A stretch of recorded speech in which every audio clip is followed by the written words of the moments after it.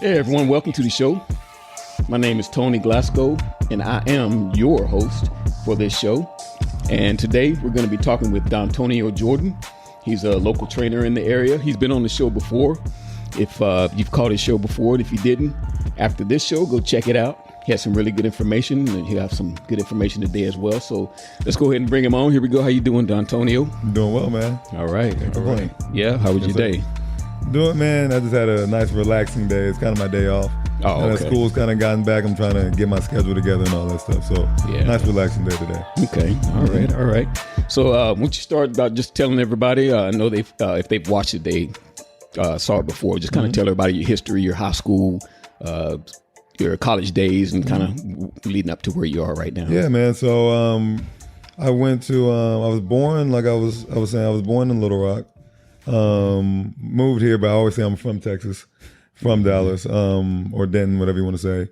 Moved here when we were, when I was 3 or 4 years old. Remember getting our first house when I was 4, over in Lake Dallas. So I've kind of been in this area the whole entire time. But went to Richardson, to a magnet school, for my first few years, just to go to school by where my parents went to work at. Okay. I didn't know. Kind of experience another demographic, right. And just different type of people, different everything. So I think it was very important. I kind of get into that later, to be exposed to all different types of people from everywhere, all different ways of life, different countries, different religions, different everything, which I got a lot more when I went to Stanford too. But kind of going back to that, so ended up going to school in Richardson until 6th grade. And then 7th grade, started going to Lake Dallas. Went to middle school, middle school, all the way on to high school at Lake Dallas. Played football, basketball, ran track. Throughout middle school and high school, I was also doing select track, and we would do select basketball here and there, but it wasn't as serious for me. That was kind of something I wanted to kind of step back on a little bit, basketball. But lettered in all those things, lettered 3 years. In all of those 4 years in track, ended up earning a scholarship to Stanford University. Academics was a big thing for my parents. Just let me interject that Stanford, getting offered to Stanford, that is a high honor, man. That is something. I know that's my second one. And really? I honestly didn't even know what I got at the time. My parents were like, Stanford? It was my second offer. I remember walking into the room, and I'm like, just got off from just like casually, because I got Duke first and I got Stanford next. And I said Stanford, and they were like, whoa. You said Stanford? Yeah. I'm like, yeah, Stanford. I'm like, just like, whatever. Yeah. And I just keep going about my day. But they would always tell people, my mom especially would always tell people like, you didn't know it yet, but that's where he's going to go. It's a 40-year decision for sure. Okay. So did you just kind of just nonchalantly say it because you just were used to it, or you just didn't know the level of Stanford? So that is one thing, a big reason why I do what I do now, because at the time I just wasn't exposed to, I guess, colleges on the West Coast, or really a lot of colleges in the East Coast, et cetera, et cetera. It's grown a lot now, 10 years, marketing and just, I would watch football, but it would be NFL, you know what I'm saying? So I never really knew much about college like that. I would watch here and there, USC, Reggie Bush, but I didn't know, the history and the prestige and all that. I had no clue. Yeah. So when I got it, it was just like, it's just another school named Stanford. Right. It wasn't Texas. It wasn't TCU. It wasn't Oklahoma. It wasn't, USC, the biggest school names, back in the day. And Stanford was on the cusp of being, one of in one of their most decorated segments of their history, for sure. What was it like when you finally got to Stanford? Was it a different world for you, a culture shock, or how did it work? Yeah, definitely definitely a culture shock, I would say, but just in the fact that it was college in general, and I guess you've been to college, so you know what I'm talking about. And a lot of guys that I tell now, it's like when you get there, it's going to be a shift as far as like priorities, et cetera, et cetera. Yeah. And I have very, very great parents. They made sure I never needed anything or anything like that. Yeah. So it was it's a great thing, but it's a kind of a tough transition when you have such great parents, you have such great support system, and then you go thousands of miles away, you don't necessarily have that anymore. Yeah. So that was something that was a shift for me. just being able to learn how to handle things myself, both mentally, emotionally, physically, errands, like I was saying, writing a check, anything, things like that. That definitely, took a little bit of experience in learning how to do and whatnot. You're right. Mm-hmm. So what was it like? You got settled in and everything in your first week or two, whatever. What was it like when you started hitting the field? Because I want a lot of these guys to know, I want all these guys to know the intensity that comes with that level of college play. So what would you say from high school? How was that transition? The speed of the game. But when you first get out there, like you think varsity is a different speed. I remember the one play where I was like in high school, where I was like, oh man, this is varsity football. I thought that was fast. This is like warp speed, especially when you don't know, when you're not necessarily as technical. You haven't been training for the position for 10 years like some guys have been at that level. So you're already behind at that end too. And then playbook wise, some of these playbooks, man, are crazy. So just being able to, first of all, playbook. I'll go back to that again because then you'll be able to play free. I was always kind of, I was slow in the playbook when I first got there because the playbook that I had in high school was just, 6 plays, 10 cookie plays, cutter, maybe, whatever it was. I'm not, insulting the high school, level of. Well, that's just how it. That's just how it is. You want it easier because it's easier to learn in high school. Right. The younger you are, you want it easier. When you get there, and we're at Stanford, they assume that you know how to regurgitate information and comprehend information. Yeah. So we would be calling 4 plays in one. Like, literally, they would call whatever play, kill to another play, alert to another play, and then whatever to another play. And then we have to remember all those plays, see the defense, the quarterback gives us whatever, kill to that play that he said in that long sentence. We have to remember that. So, it was a lot of thinking. I was thinking too much. I was doubting myself and stuff like that mentally. So then obviously I'm tiptoeing physically. Yeah. So that was a big thing. The intensity, it gets to you, but I think mentally is really where it gets to you the most. Just the fact there's so much information at certain levels of the game. And then it kind of slows you down from being who you are. Okay.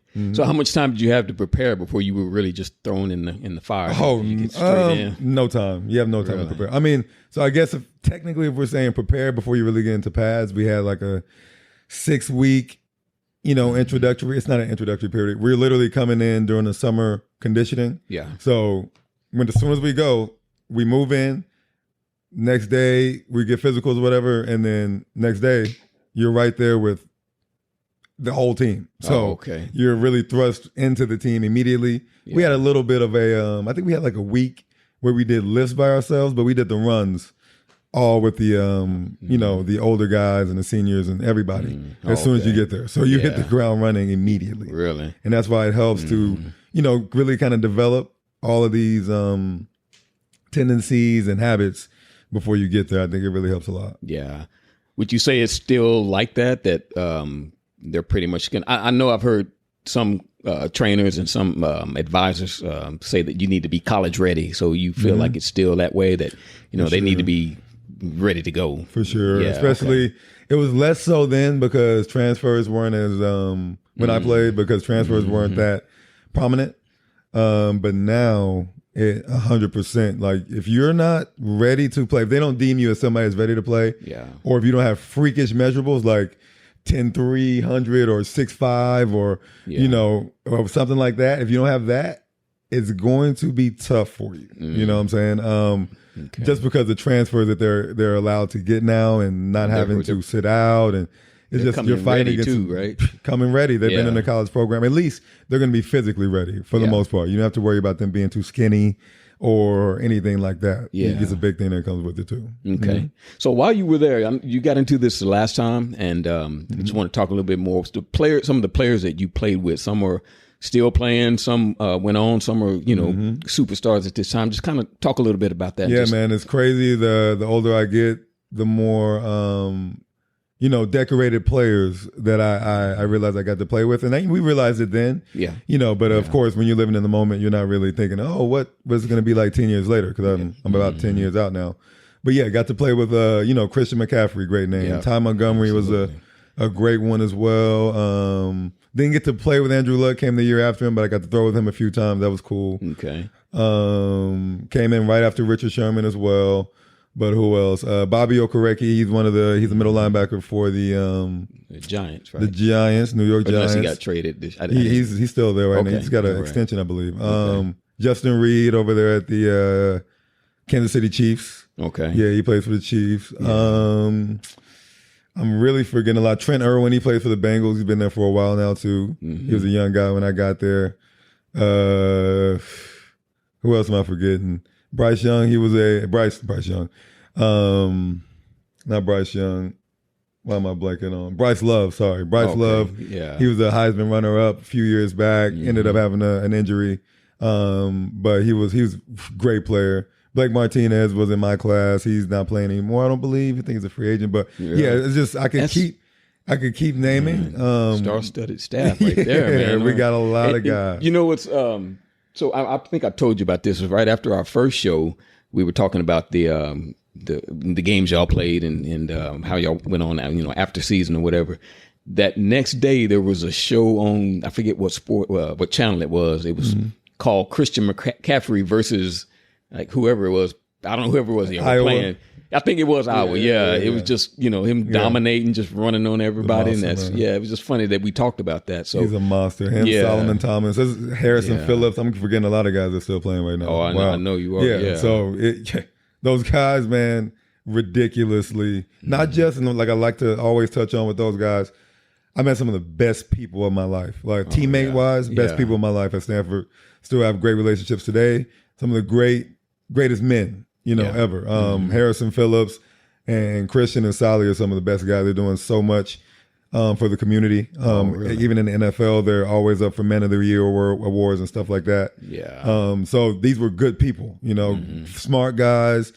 Also, like they'll rip your head off when it comes on the field too. Right. But these are really good dudes, man, that really care. You know what I'm saying? So that's something I definitely really want to make sure guys know. A lot of the media focus on the negative, but I think it's really important that we focus on the positive aspects of off the field things like that. Yeah, because I mean, like you're saying, some of these guys, they're going to go on and you're going to have those relationships, even if y'all don't talk all the time. You still have those relationships. You still have that brotherhood of what you guys did.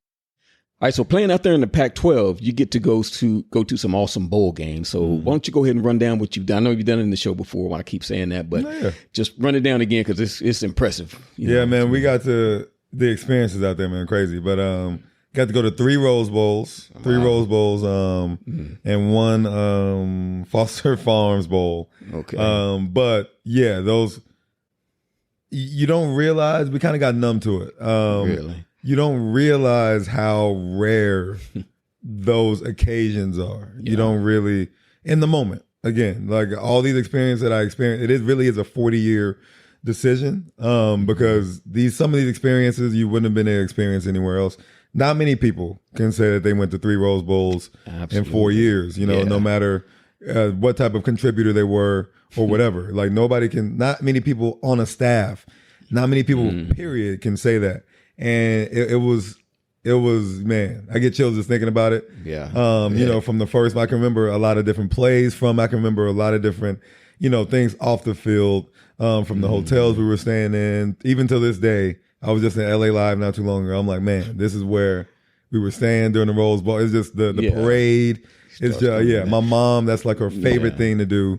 To even talk about memory-wise while I was in college is, man, the Rose Bowls. She got to go to 2 of them. Yeah. And they were just amazing to her, you know what I'm saying? So it's really cool. Well, it's a prestigious bowl because I mean it's granddaddy. The parade. Yeah, that's what it was. Granddaddy of them all. Granddaddy of them all. Yeah, that's a big deal. Even when I was a little kid, would be on TV watching that, and that Rose Bowl would come on, and I'm just like, man, this is awesome. And to step in that stadium, I know that probably was just blowing your mind. Man, crazy. It's crazy. You can't even. It really makes you speechless. A lot of guys.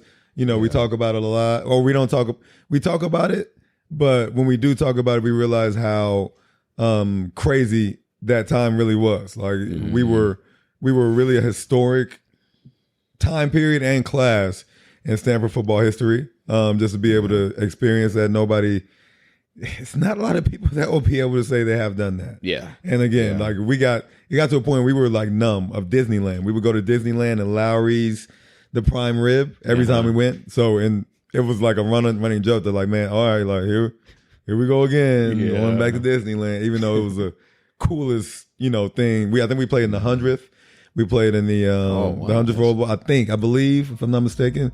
And we played in like the 99th and something like that. But I think we got to play in the 100th, and just it being, a century's worth of Rose Bowls, and just the history behind it, and getting to meet old players that played in it and stuff like that, man. It's insane.